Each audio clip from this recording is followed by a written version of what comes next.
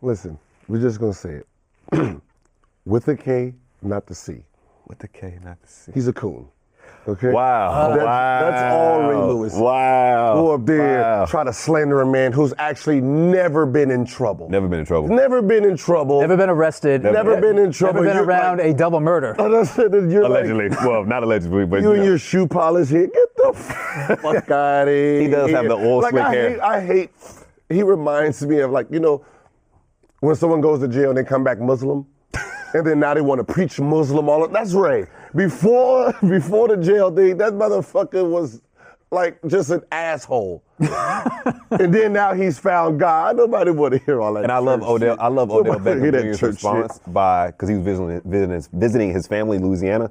He posted a video of him praying with his whole family and said, something to the effect of, "This is my foundation." Hey Ray, we just want to know where the white suit at, bro.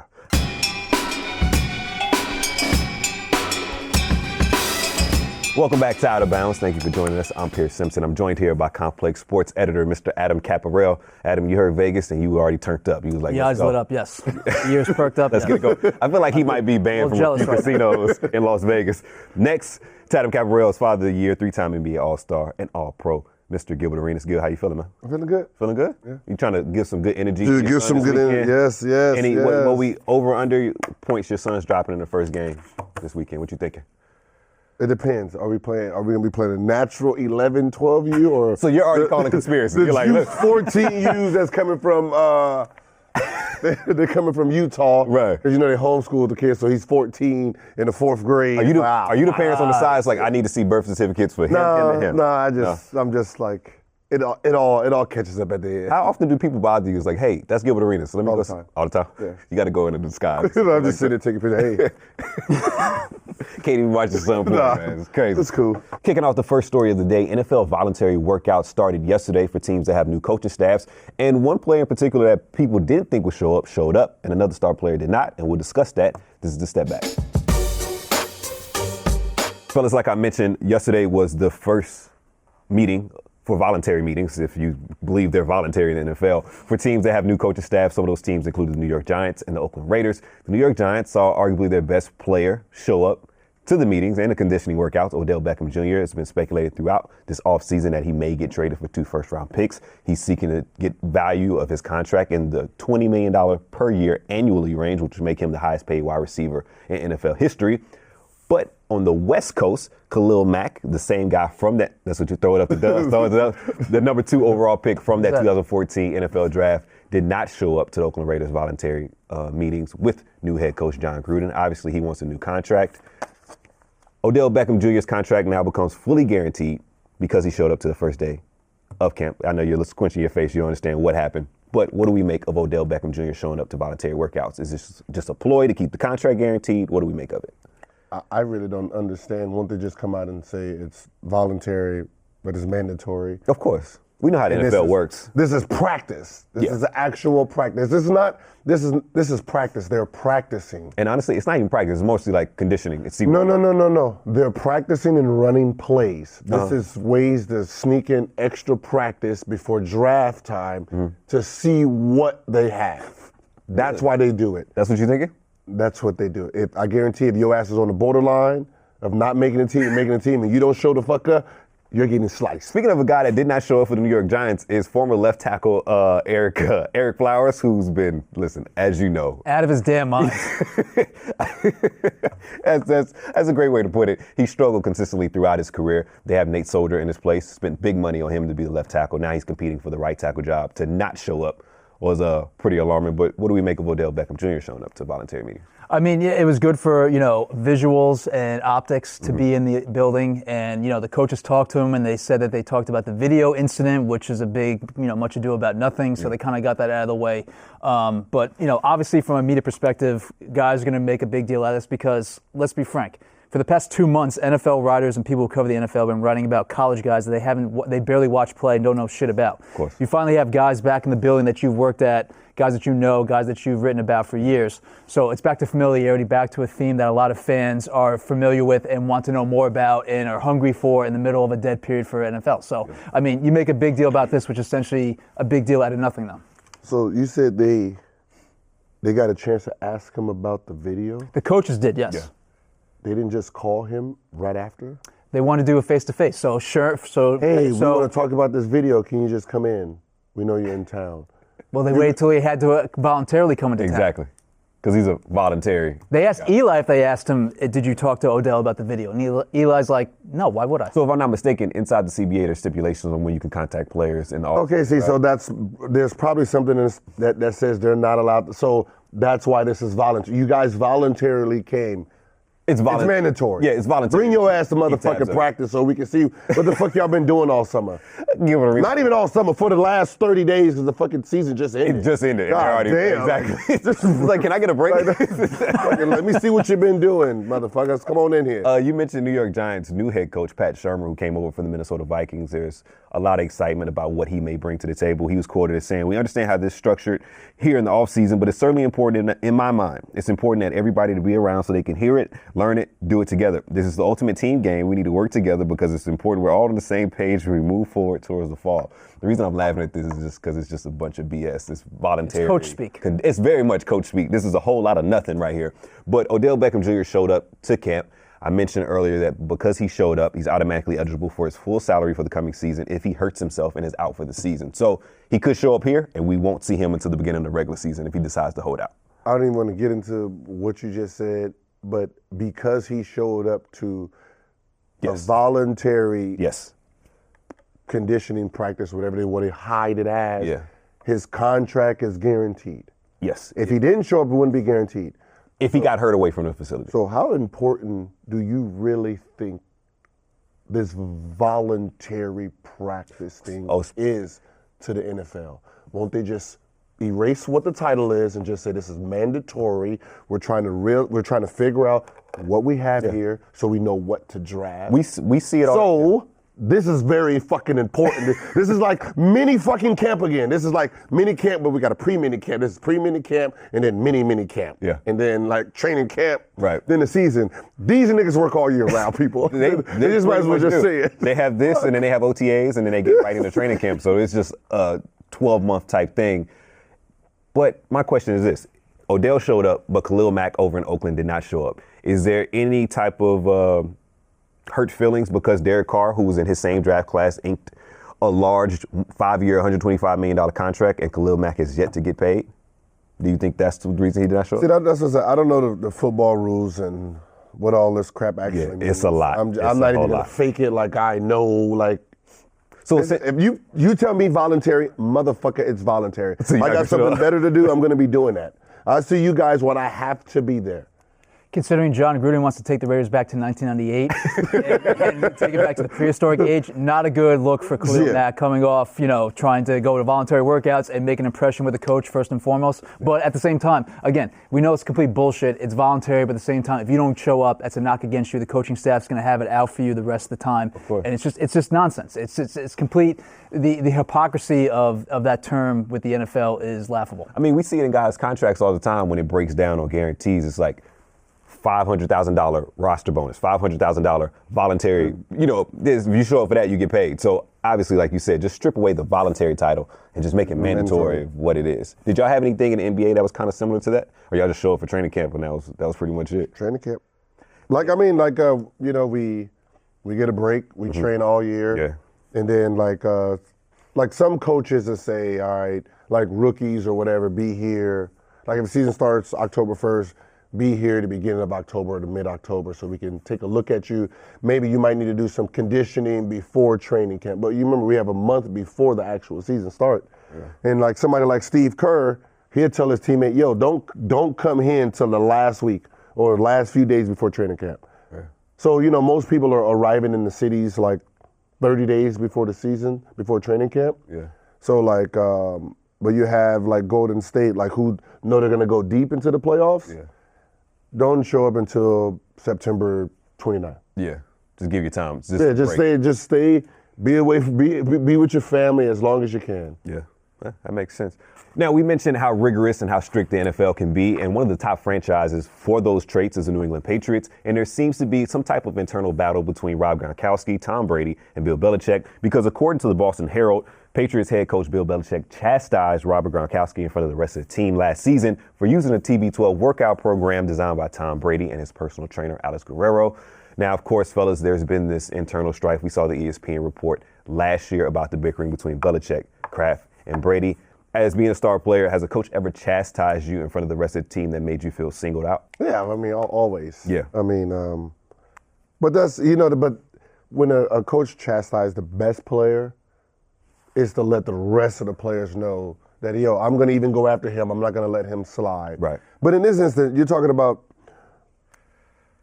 an organization that's about control. But they can't control Tom Brady and his group. So if all these players are starting to leave and going over here to work out, they have no eyes on them. Yeah. And, if I want to see what my players are doing, what my players are eating, are they in the best I don't know what's going on that TB12 shit. Yeah. And that's what the problem is right now. Right. And that's where the head's bum, because it's like, they supposed to be over here in this facility so we can keep our eyes on them. And I don't know what y'all doing over there. Yeah. And then you don't want something to come out. You don't want something to come out later. All these get tested for something, and then boom, you're just striping away fucking titles. And for correction, it is Alex Guerrero, so I was right the first time, so my apologies for that one. But Cap, what do we make of this? Is this the beginning of the end for the Patriots dynasty? They're coming off a Super Bowl loss. You have the bickering internally. You had the rumors of Bill Belichick potentially joining the New York Giants. Is this the beginning of the end for the Patriots? Precisely, yes. Cracks in the foundation, finally, after these goddamn years, we're finally seeing the empire begin to crumble. The pettiness that Belichick has showed with his star players, Gronkowski, is surprising, but also like the sniping and the backhanded, or whatever you want to call it, the shots at Brady, low-key, which is amazing. It's like, he's going after his bread and butter, his two-star players. It's, I don't know if you make it, that power's gone to his head or success has gone to his head, whatever the case is. We can roll out a million different psychoanalyses of Bill Belichick, but I just point to the fact that, yes, finally we're seeing cracks in the foundation, and the fact that what they built up, which has been amazing and awesome, and all credit in the world to what they built dynasty-wise, but beginning of the end is here. Yeah. It is. It is. How much longer can Tom Brady do this? I don't care how goddamn pliable Alex Guerrero makes him, and that's what Gronkowski's going to his trainer for. But at some point this has to end. Yeah, of course. At some point he has to retire. But the think the three-headed monster is shaking. No, it's no different than Pop going after Tony Parker and Duncan and Ginobili. If I come at you and you're like, get the fuck out of here, what do you think the rest of the but what did Pop go after those guys for? Anything. I see your. He treats Duncan how he treats the last person on the bench. Yes, but did he go after them because of basketball reasons? Did he go after them because of their play or their defense or whatever? Everything.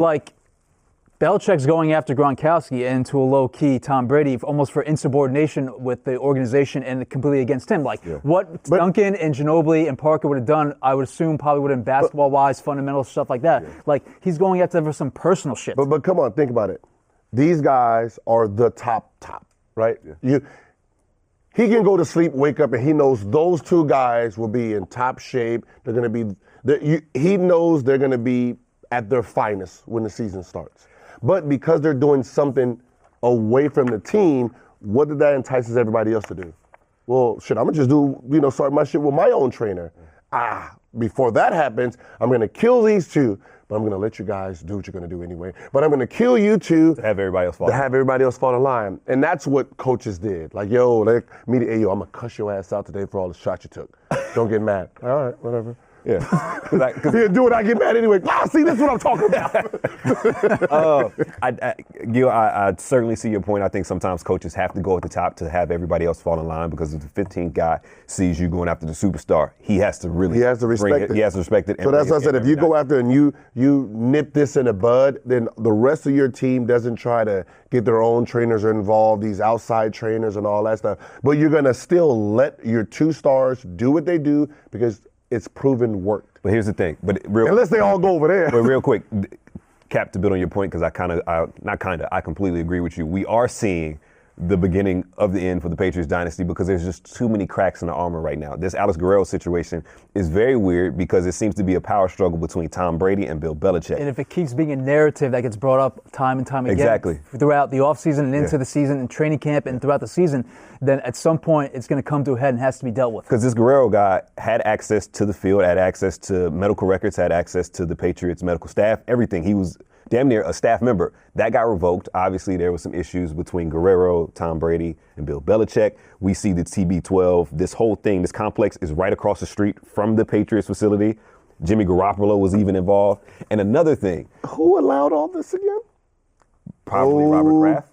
Kidoki. Probably Robert Kraft. Maybe Bill Belichick. Who knows? But the fact that the Patriots just traded Brandon Cooks to the Los Angeles Rams for another first-round pick, they have 2 first-round picks in this year's draft, 4 picks in the first 2 rounds.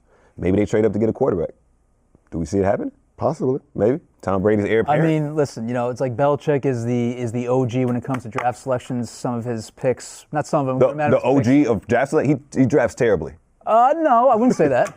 What? He drafts horribly. No, I don't. You don't think so? No. Drafted I mean, Chad- everyone misses on draft picks. Listen. But I think Belichick has a pretty decent track record when it comes to these. I don't know, man. Chad Jackson in the first round, I'll never forget that.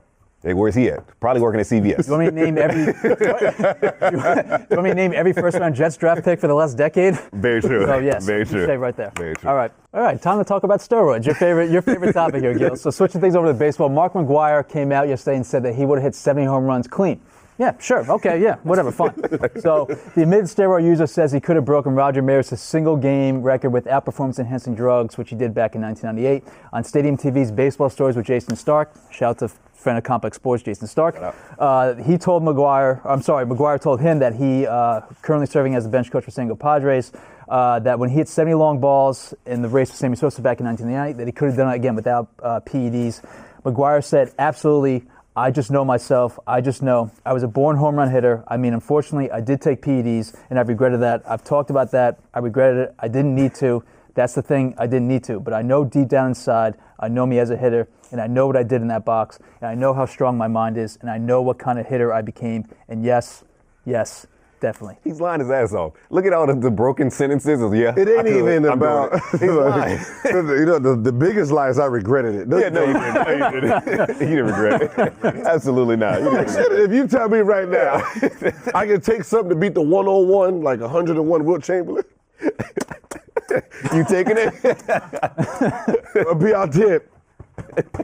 And don't let me, and then I get busted. Trust fine me, with that, yeah. Regret is going to be the last. It's like A-Rod. A-Rod took steroids, got the big time contract, lost what, $20 million? We got the rest. It was worth it. That's a good investment. He almost made, That's a good investment. He almost made $500 million.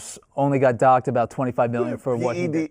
Was it P? PEDs. PEDs. It's worth And it. now he's dating J-Lo. Listen. It's worth it. It was Exactly. worth it. Don't block your So blessings. kids, take steroids. It works out well for you. Or as Gilbert used to say, the peds. Take the peds. It's a fed. No, all right, but seriously though, if McGwire said he's that confident, or he was that confident in his abilities, so it comes off as insanely hypocritical that you felt you needed to take steroids to get to that level, or at least maintain a level that you felt was appropriate for your performance. Yeah.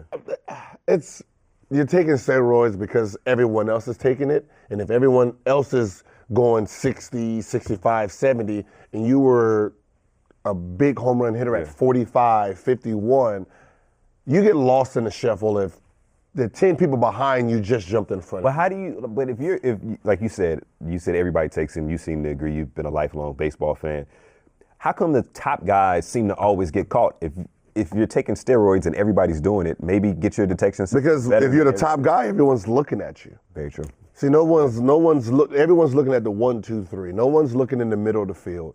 Like your 8th, your 9th guy, the 10th guy, even though they're on it because they had to come from somewhere, but because no one's looking at them because they're not the leader, they can But also slide remember, by. back in '98, mid-'90s, early 2000s, testing wasn't installed in baseball until I think around 2003. I forget the official date, but yeah, there was no testing back then. It was a wild, wild west of steroids, And that's- pharmaceuticals, And that's the supplements. problem. So it's like you take that era and you just leave it as is because you got to assume everybody was on it. Yeah, if you took everybody on it, the same guys will still be in the lead. Yeah, they wouldn't be at 70 and 71 or 73. They'd be at 51, 53, but they'll be in front of everybody else still. Yeah. So all it is, just everyone just juiced up. The leaders stay the leader. Was the game better during that era? Yes. It's debatable. It's debatable. But McGwire told Jason Stark about the whole testing thing. He said, unfortunately, there wasn't any testing. There wasn't anything going on to keep the sport clean. The game has done a terrific job of doing what they're doing now. I commend them for doing it. I think we all wish testing went on when we had played, but unfortunately, it didn't. He's lying. I'm going to call, on this entire thing, I'm going to call bullshit on Mark McGwire because the reason he started taking steroids back in the early 90s, according to himself, I think 93 is when he said he first started taking them, was because he had a ton of injuries. And he was extremely brittle as his career went on, especially later on when he was in the middle of that home run race in 1998. He took steroids explicitly to stay in the lineup. Yeah. So how the hell, if you had been clean back in 1998, would you have slugged 70 home runs? Exactly. You couldn't even stay in the field without taking steroids. So that's complete nonsense. And if we're testing anybody nowadays, we need to test Sammy Sosa and see what he's turning into, because that'll make sense of how he's looking nowadays. He does not look healthy. Sammy does not look healthy. The Sammy we see now is not the one that was in the home run chase. You got to remember, like back in the day, I remember like they were thin. Baseball players were thin back then. Yeah. Right. Until McGwire showed up. And then they all became buff.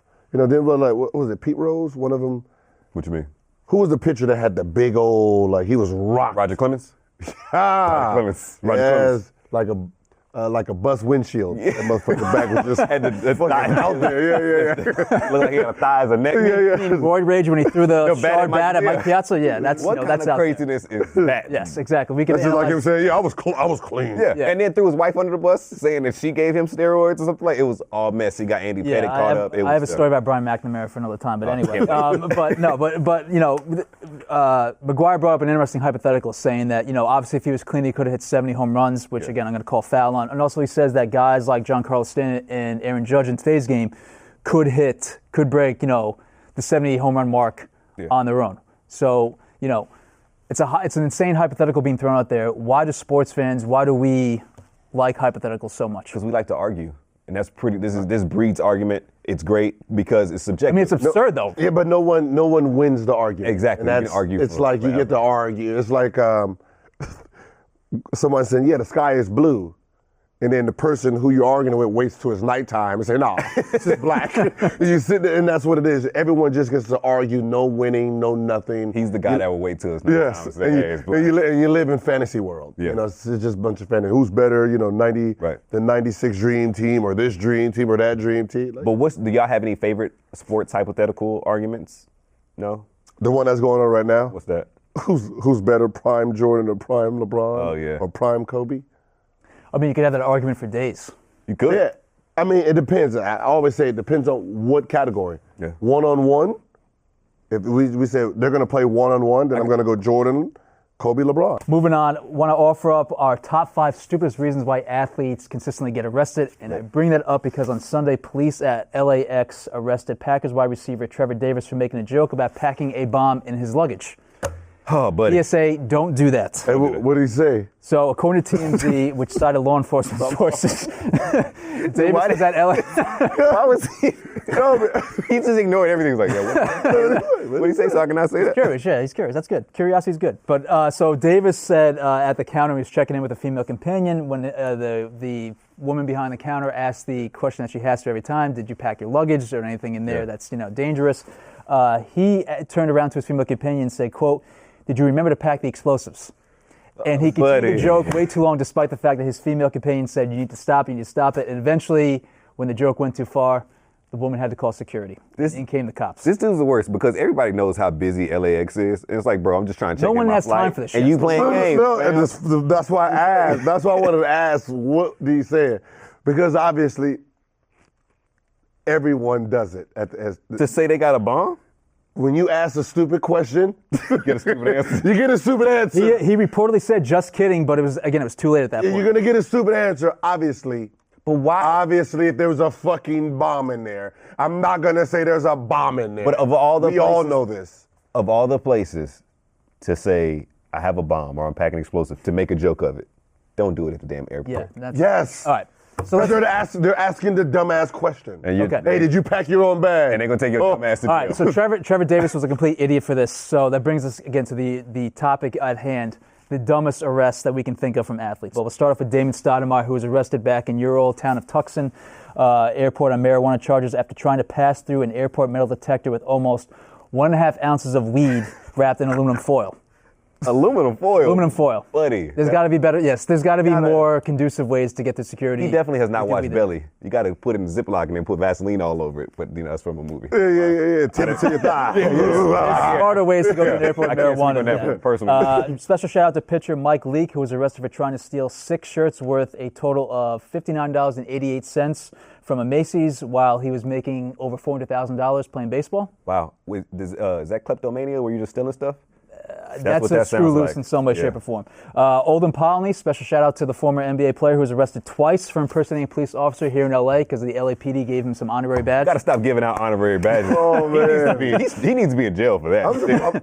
Did he have the lights on? He had the lights on top? I don't even know if he actually pulled people over, but he was probably flashing the badge, yes. Real quick, and let me just let America know in the LAPD, don't give Gilbert Arenas an honorary badge. I always wanted to put the blue and red up there. Just You can do it, you just may get in trouble for it. Can you imagine who he would pull over? That's what the charge You going to put sirens on your Bentley? And the Maybach. What's up? Excuse me, the Maybach. He gonna have it on the Jeep. Yeah, He's like, he ain't a cop. That's Gilbert Arenas. All right. Also, Plaxico Burress. Special shout out to him for Yeah. the arrest with the gun in the waistband and the that was sweatpants in the club. Yeah. And the bloody thigh. Yeah, and then- got it. Yeah, that did not work out very Secret well. surgery and all that. And it was And then finally, Adrian Broner for half the shit that he's done. Over Broner's Broner's got a long list. a long list. A long list. It's Yeah. too long for us to rattle off. Adrian Broner. But I mean, there has the groping allegations. Most recently, he got arrested one time for driving around, I think, Cincinnati for having bullet holes in his car. That And he cross didn't realize state that was there, lines. crossing state lines. Yes, Yes. yes. There's a number of things that we can rip off. Had the from DUI arrest. Yeah, he's a wild boy. He's all out here. One of my favorite, well, I guess not favorite, maybe infamous and stupidest arrests has to be Joseph Randle, stealing a pack of underwear and a tester bottle of cologne from a mall in the Dallas area. Is that also a Macy's? It might have been Macy's. I think it was a Macy's. It might have been a Macy's. Macy's is the preferred exactly. stealing spot for professional athletes. If you watch Atlanta, they have a no chase policy, obviously. But They have a no chase policy? Yeah, they probably do. But the thing about Joseph Randle is the fact that you get arrested for a stupid charge. You get arrested by like a rent-a-cop, and then you go to the jailhouse, and there you're making jokes with the security guards, and then you're throwing teammates under the bus throughout this whole thing. So it got stupid and messy real quick. I got 2 shout outs. Let's go. Special shout out to Conor McGregor for getting arrested back in Lit. the home borough of Brooklyn for a publicity stunt. Bravo on that. And also my honorary mention is going to be Deion Lewis. He was arrested for pulling a fire alarm at a hotel in Albany because him and his brother were allegedly drunk. Yeah. And the hotel closed its doors after midnight. They lost their keys and they thought the best way to get their attention was to pull the fire alarm. That's called That's ingenious. brilliant. Yes, that is. That is brilliant. I like that. That's smart. That's smart. So if he's locked out, That's complex. better, that's better than breaking a window, which Kind of did with a. no, which most will do. But I mean, the Conor arrest, because he mentioned breaking windows, was pretty impressive. The fact that he was able to just pick up that piece of equipment and just chunk it at he's a a bus. little Yeah, he's guy. a little guy. He's a small guy. He's a wee man, yes. He was causing so much terror, and then he cut a dude on the inside of the bus, and he was like bleeding. Oh, he cashed out. Shout out to that guy. I want to be that guy. I wish someone would try to sue me for millions of dollars because he got a nick. A nick? I'm gonna beat your ass. I'm gonna beat your ass. You take me to court. I'm gonna beat your ass before court. I'm gonna beat your ass after court. Yo. And then after I have to write this check, I'm gonna You're beat your hilarious. ass. Just make sure he's And not then wearing a once wire. you bought the first thing, I'm gonna beat that ass. Now, fellas, before we wrap the show, we have a very, very special announcement. Starting next week will be a new time here for Out of Bounds. Yeah, nice. No clapping? You're not gonna clap? Wait, didn't get depends on what time. So you gotta keep going, motherfucker. This is the first of me hearing it. So now we'll air at 5 a.m. Eastern time. Get your morning dose of sports coverage. Get your morning dose of every. Are you happy? We're not coming in early. We don't have to come in earlier. Oh, okay. Okay. Yo, he had it. He was like, You talking about 5? I'm like, oh shit, I gotta get up at blah, blah, blah. Okay. But again, starting on Monday, we will be here bright and early, beginning 5 a.m. Eastern, to give you all your sports takes and coverage. Nothing changing, just the time. You'll get the usual cast of characters: Adam Caparell, Gilbert Arenas, and Pierce Simpson. Also, this Thursday, Complex is introducing Peter Rosenberg's late night show, Open Late, his new take on late night. So we'll see what type of guests roll through. He's obviously a fan of yours because he likes Washington teams. But we gave the fans out there a great show for today. So let's give a slow clap to us right here. Nice. Hey, sorry, gotta wake up at 5 a.m. no more in traffic. He's excited. Again, Adam Caparell, Gilbert Arenas, I'm Pierce Simpson. We'll see you tomorrow. What's your final choice? Your NBA champion this year? What is it? We already knew that, man. No, this is my son's AAU team. AAU team. That's what's up. About to go to. They go to Vegas, right? Yeah. Okay, give a clap for that. How much you putting down on roulette when you enter the casino? Wow. Wow. Bam. Black. Bruh. No, because you got to represent because we're gonna bump up to 12U, but we already know we're gonna be playing 14. But the 14-year-olds. Look at the morality scale of this. You going this weekend? So, You going this weekend? Mm-hmm. Okay. I gave you love A little about road trip? I gave you love about supporting your son in Vegas, and it's the AAU weekend. I know this is one of the biggest tournaments of the year. It's Vegas. What you guys say? Cap all said year roulette. with What's Vegas. up? That's all year. Where you guys staying? Which casino you gonna be at? Yo, the game within the game. The game is.